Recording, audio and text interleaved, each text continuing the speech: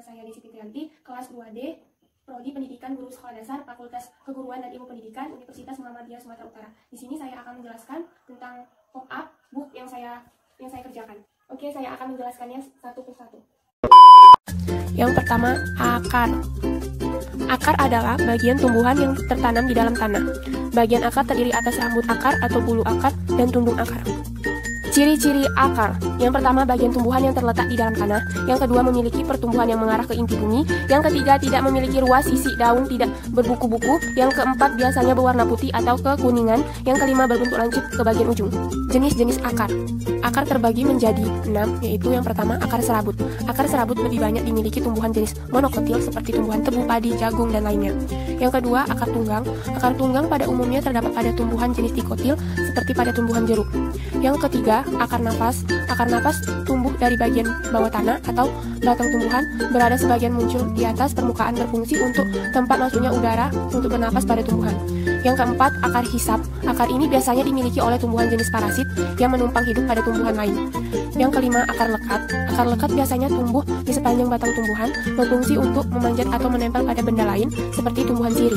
Yang keenam, akar gantung. Akar gantung ini tumbuh dari bagian atas batang tumbuhan dan menjulur ke arah tanah, berfungsi untuk menyerap uap air seperti tumbuhan pohon beringin. Fungsi akar pada tumbuhan. Yang pertama, untuk menyerap air dan mineral dari dalam tanah. Yang kedua, untuk menyokong batang tumbuhan. Yang ketiga, untuk respirasi atau pernapasan. Yang keempat, untuk menyimpan makanan. Yang kedua, batang. Batang pada tumbuhan berfungsi sebagai tempat melekatnya bagian-bagian lain dari tumbuhan. Ciri-ciri batang. Yang pertama, memiliki bentuk bulat, memanjang atau berbentuk persegi, lonjong atau simetris, radial, dan lainnya. Yang kedua, memiliki ruas-ruas dan buku-buku tempat tumbuhnya tunas, cabang akar, atau daun. Yang ketiga, biasanya tumbuh menuju ke arah sumber cahaya matahari. Jenis-jenis batang. Batang terbagi menjadi 3, yaitu 1. Batang basah. Batang basah adalah batang tumbuhan yang bersifat lunak dan mengandung air atau berair seperti bayam. Yang kedua, batang berkayu.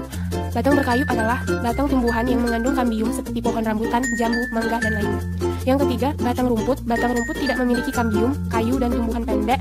Batang rumput memiliki ruas rongga seperti tanaman padi, rumput, dan lainnya. Fungsi batang. Yang pertama, tempat mengangkat air dan mineral dari akar menuju daun. Yang kedua, sebagai menyalurkan hasil fotosintesis dari daun ke seluruh bagian tumbuhan. Yang ketiga, sebagai tempat penyimpanan makanan. Yang ketiga, daun.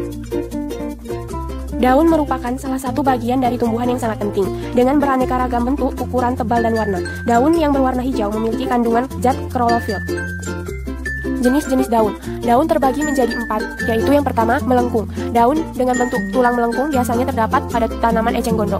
Yang kedua, menyirip. Daun dengan bentuk tulang menyirip ditemukan pada tanaman jambu, mangga, dan lainnya. Yang ketiga, menjari. Daun bentuk tulang menjari dapat dijumpai seperti tanaman singkong dan lainnya. Yang keempat, sejajar. Daun dengan bentuk tulang sejajar dapat dijumpai pada tumbuhan kelapa dan lainnya. Fungsi daun. Yang pertama, sebagai tempat pembuatan makanan atau fotosintesis. Yang kedua, sebagai tempat respirasi atau pernapasan. Yang ketiga, sebagai tempat transpirasi. Yang keempat, sebagai alat berkembang biak vegetatif. 4. Bunga. Secara umum, bunga pada tumbuhan memiliki fungsi sebagai alat reproduksi dengan bentuknya yang khas, sehingga menarik perhatian serangga, kumbang, atau kupu-kupu untuk hinggap dan membantu proses penyerbukan pada bunga. Bagian-bagian pada bunga. Yang pertama, tangkai bunga. Tangkai bunga merupakan penghubung bunga dengan batang. Bagian tangkai bunga yang membesar ini merupakan dasar bunga. Yang kedua, kelopak bunga. Kelopak bunga adalah bagian yang berfungsi sebagai penutup atau pelindung bagian lain dari bunga. Yang ketiga, mahkota bunga. Mahkota merupakan perhiasan bunga. Mahkota bunga memiliki bentuk dan warna yang beraneka ragam. Yang keempat, benang sari dan putih. Di dalam mahkota bunga terdapat benang sari yang merupakan alat kelamin jantan. Di bagian tengah terdapat putih sebagai alat kelamin betina bunga. Fungsi bunga. Yang pertama, bunga sebagai alat untuk perkembangbiakan generatif. Yang kedua, untuk menarik serangga agar hinggap untuk melakukan penyerbukan. Yang ketiga, tempat menyatukan gamet jantan dan gamet betina. Yang keempat, untuk menghasilkan biji. Yang kelima, untuk dinikmati keindahan bunganya oleh manusia. Dan yang terakhir, buah.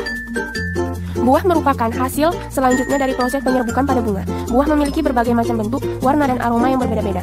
Fungsi buah. Yang pertama, buah melindungi biji. Yang kedua, buah membantu dalam menyebarkan biji-bijian matang. Demikianlah yang bisa saya jelaskan tentang pop-up book. Lebih dan kurang saya mohon maaf. Saya akhiri. Wassalamualaikum warahmatullahi wabarakatuh.